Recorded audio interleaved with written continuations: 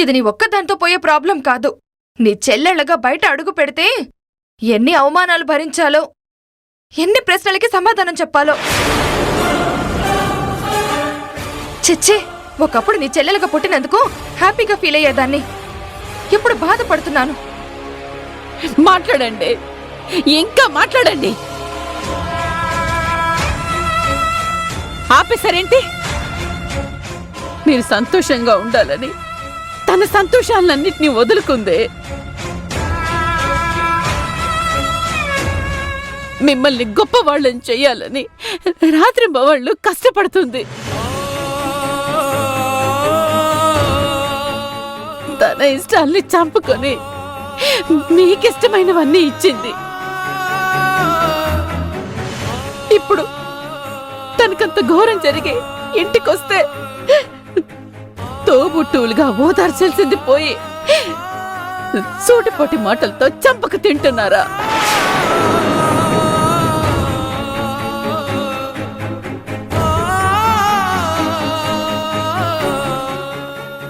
జరిగిన దానికి బయట వాళ్ళు ఏమంటారో ఏమనుకుంటారో తెలియదు గాని చెల్లెలైనందుకు అనాల్సినవన్నీ అనేశారు.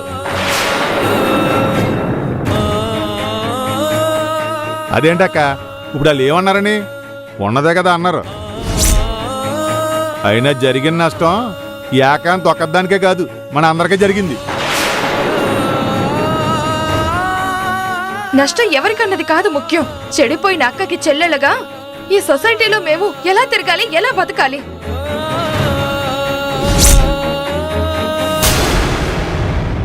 అందుకే ఏ నుయ్యో గొయ్యో చూసుకుందాం పద. మిమ్మల్ని వెళ్ళండి, వెళ్ళండి, వెళ్ళండి, వెళ్ళండి. ఇంకొక నిమిషం ఇంట్లో ఉంటే నేను మిమ్మల్ని చంపేస్తాను. వెళ్ళండి.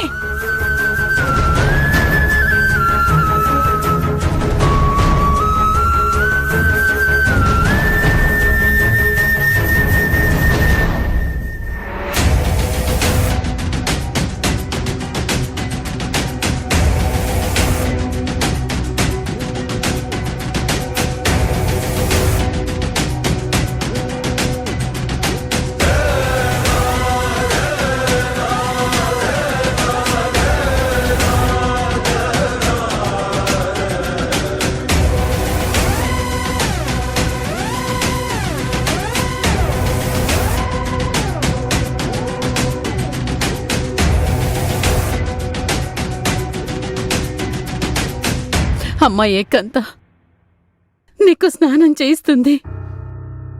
నీ శరీరానికి తగిలిన మహిళ పోవడానికి కాదమ్మా, నీ కన్నీళ్లు ఈ నీళ్లతో కలిసిపోవాలని. నీ కన్నీళ్లతో అయినా నీ బాధ తీరుతుందేమోనని చిన్న ఆశమ్మా, చిన్న ఆశ. ఏడ్చేయి తల్లి, ఏడ్చేయి, ఒక్కసారిగా ఏడ్చేయి. భగవంతుడా, ఇంత జరిగాక కూడా ఏడ్చుకుంటూ ఇంట్లో కుదురుగా కూర్చోకుండా అనవసరంగా శిక్షలు, కోర్టులు అంటూ రోడ్డెక్కకు.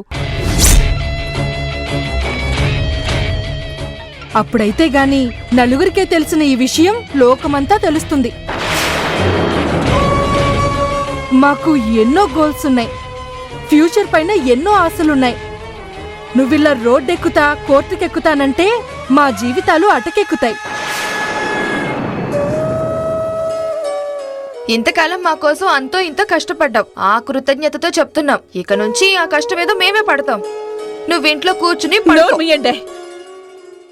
అవకాశం దొరికిందని ఇష్టం వచ్చినట్టు మాట్లాడారంటే పళ్ళు రాలిపోతాయి. తన లైఫ్ డిసైడ్ చేయడానికి మీకేం హక్కుందే? తను ఏం చెయ్యాలో అది చేస్తుంది. ఇష్టం ఉంటే ఉండండి, నచ్చకపోతే వెళ్ళిపోండి.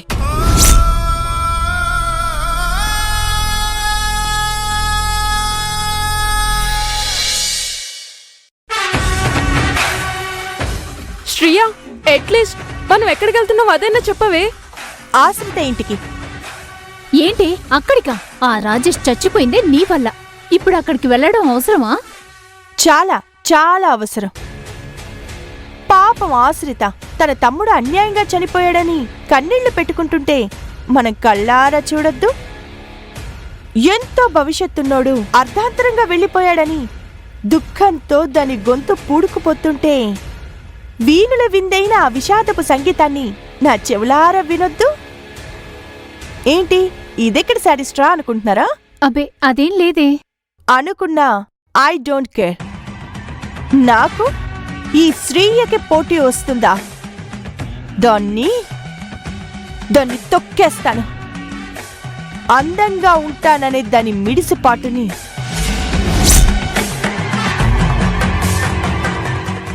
ఇంటెలిజెంట్ అనుకునే దాని కాన్ఫిడెన్స్ ని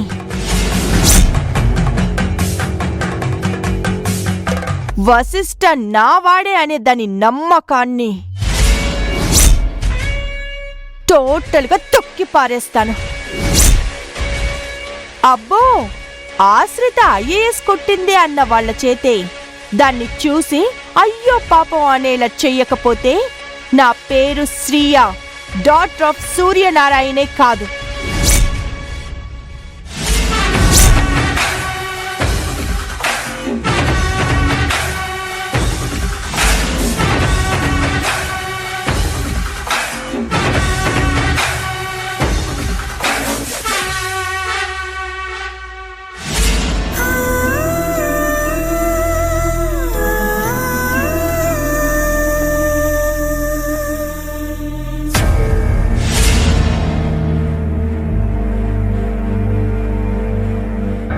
తర్వాత అంతే ప్రేమగా చూసుకునేది అక్క మాత్రమే. అమ్మ లేని నాకు ఆశ్రిత అక్కే అమ్మ. అందుకే నేను కంపోజ్ చేసిన ఈ మెలోడీ మ్యూజిక్ తనకి అంకితం, మా అక్కకి ప్రేమతో.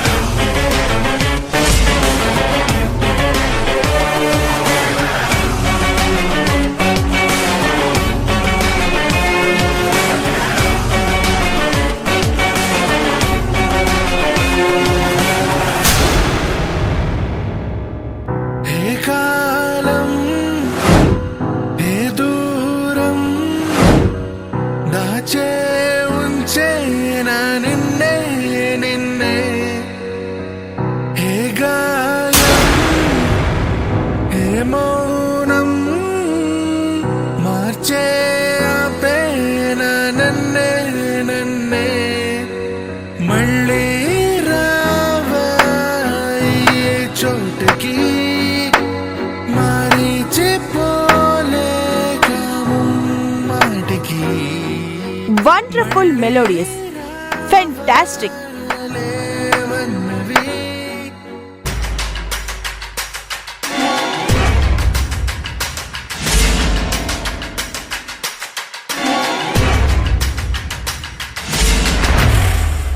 రాళ్లను కూడా కరిగించేంత గొప్ప మ్యూజిక్ ని కంపోజ్ చేశాడు మీ రాజేష్. వా, ఏం ఫీలింగ్! హార్ట్ ని టచ్ చేసేంత మాధుర్యం. బ్యాడ్ లక్, తొందరపడి వెళ్ళిపోయాడు.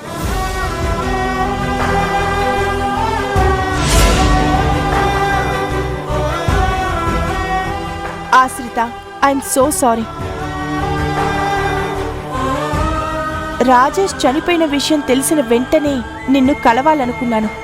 మీరంతా డీప్ షాక్లో బాధపడుతూ ఉంటారు కదా, డిస్టర్బ్ చేయడం ఇష్టం లేక ఆగిపోయాను.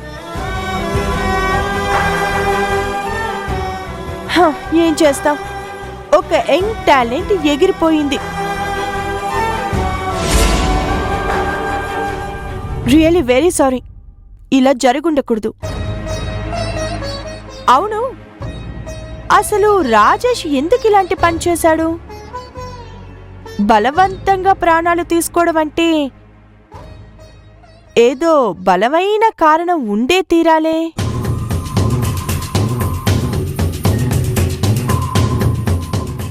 ఆ రీజన్ ఏంటో నీకు తెలుసా?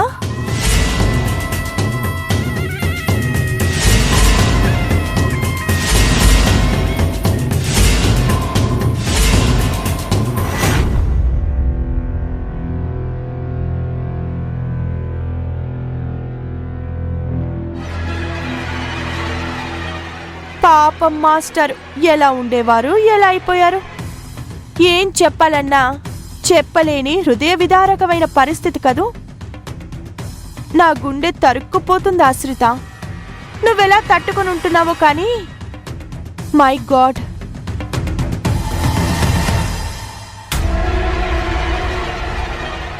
మీలాంటి మంచి వాళ్ళకే ఇలా జరగాల? ఏంటి కాల్ కూడా చేయని నేను ఇలా రావడం, ఇలా మాట్లాడడం మీకు ఆశ్చర్యంగా ఉందా? ఆశ్రిత, నువ్వు నన్ను క్షమించాలి. నా తప్పును నేను తెలుసుకున్నాను.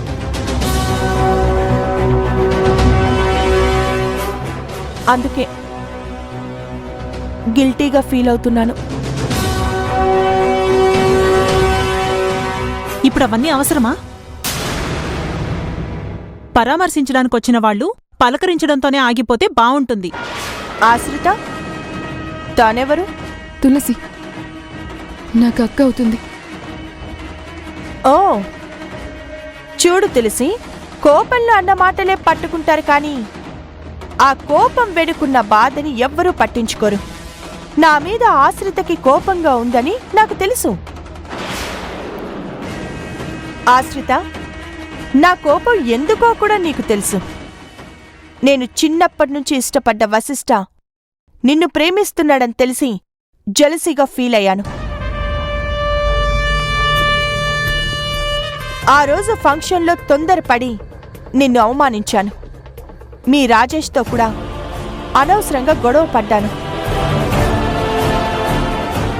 కానీ ఆ తర్వాత కూల్గా ఆలోచిస్తే తప్పంతా నాదే అని అర్థమైంది. ఎందుకంటే నేను వశిష్ఠకి కరెక్ట్ కాదు. తను ఇష్టపడి ప్రేమించినా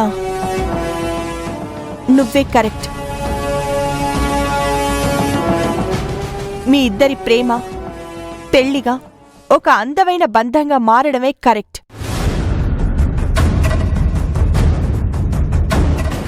marriages are made in heaven అన్నారు. నీకు వశిష్ఠకి ఆ దేవుడే రాసిపెట్టుంచాడు.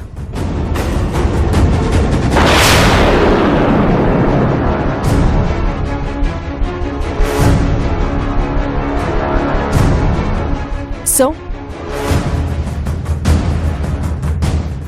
All the best. చూడు శ్రియా, ఇది పెళ్లి గురించి మాట్లాడాల్సిన టైం కాదు. తెలుసు, కానీ ఇప్పుడు కాకపోతే ఇంకెప్పుడు చెప్పే అవకాశం నాకు రాదు.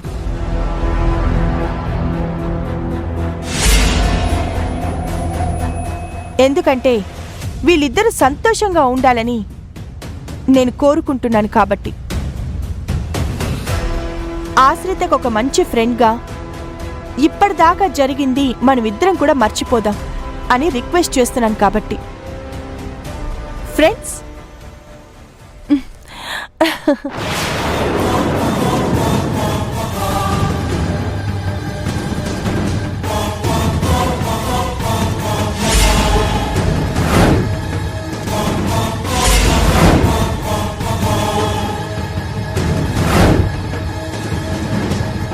Please forget everything.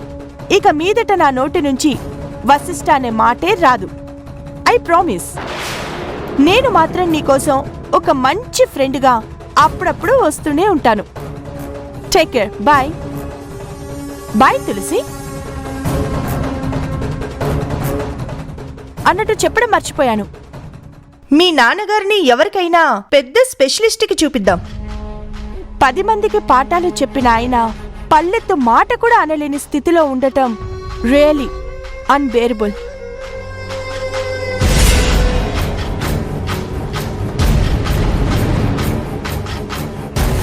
థ్యాంక్స్. మా నాన్నగారి సంగతి నేను చూసుకోగలను. ఓకే, నీ ఇష్టం. ఏ అవసరం వచ్చినా ఈ ఫ్రెండ్ని మాత్రం మర్చిపోవద్దు. బాయ్.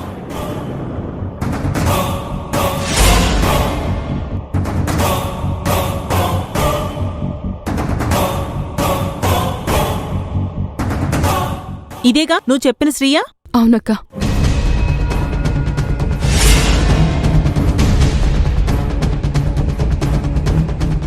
దాని మాట, చూపు అన్నీ తేడాగానే ఉన్నాయి.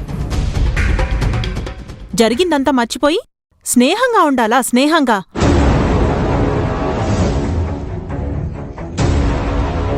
పొరపాటును కూడా దాని మాటలు నమ్మకు నువ్వు. తెలుసక్క, జీవితంలో అబద్ధం చెప్పేవాళ్ళనైనా నమ్మొచ్చేమో కాని అబద్ధం చెప్పి ఇదే నిజమని నమ్మించాలనుకునే వాళ్ళని మాత్రం ఎట్టి పరిస్థితుల్లోనూ క్షమించకూడదు.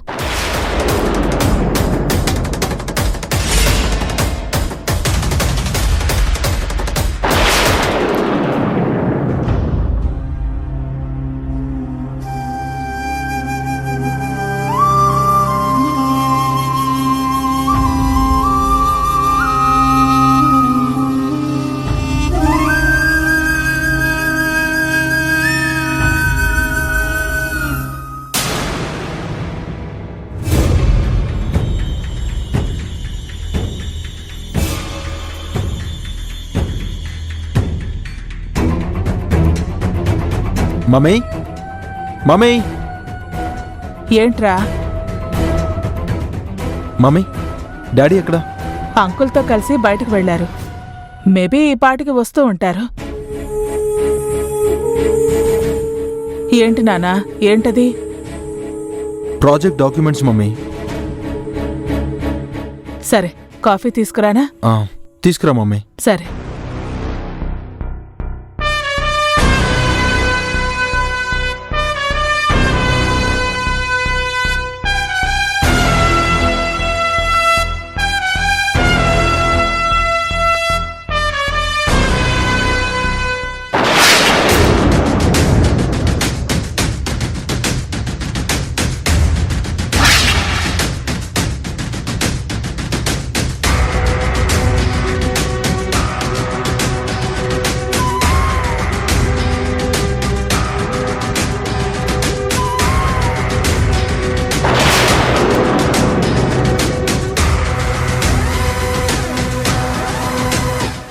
ఏకాంతని పంపించింది మినిస్టర్ దగ్గరకా?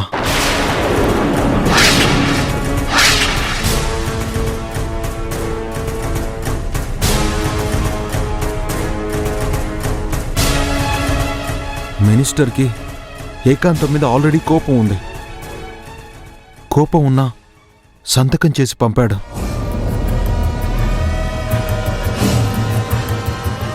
అక్కడ ఏమైనా ఇద్దరి మధ్య డిస్కషన్ జరిగిందా?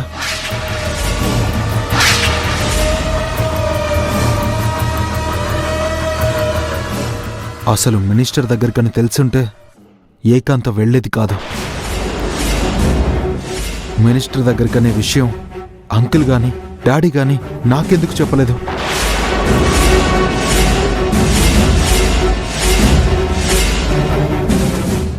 ఏకాంత కారు మధ్యలోనే దిగి వెళ్ళిపోయిందంటే అక్కడేదో జరుగుంటుంది.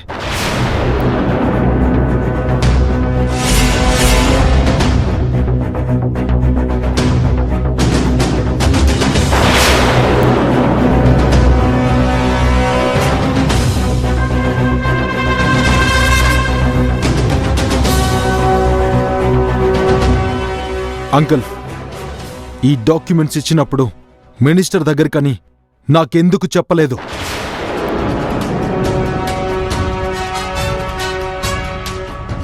చిన్న విషయం బాబు, దానికెందుకు చెప్పడం అని. ఇది మీకు చిన్న విషయం కావచ్చు, కానీ ఆ విషయం తెలియక డాక్యుమెంట్స్ ఏకాంతకిచ్చి పంపించాను. ఏకాంత్ను పంపించావా? అయినా ఏ ప్రాబ్లం లేదు బాబు. ఏకాంత్ కూడా మనకు నమ్మకమైన ఎంప్లాయీ కదా. అంకుల్, ఆల్రెడీ ఏకాంత్కి మినిస్టర్కి మధ్య గొడవ జరిగింది.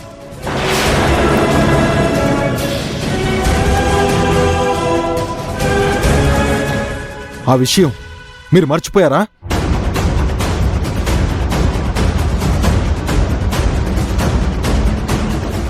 ఓ ఓ అవును కదా. పోనీలే, ఈ రకంగా అయినా మినిస్టర్ కోపం కొంచెం అయినా పోయింటుంది. దాని గురించి నువ్వు ఇంతలా ఆలోచిస్తున్నావా? మనకాయన సంతకం పెట్టడం ఇంపార్టెంట్. అది పెట్టేశాడు. ఓవర్.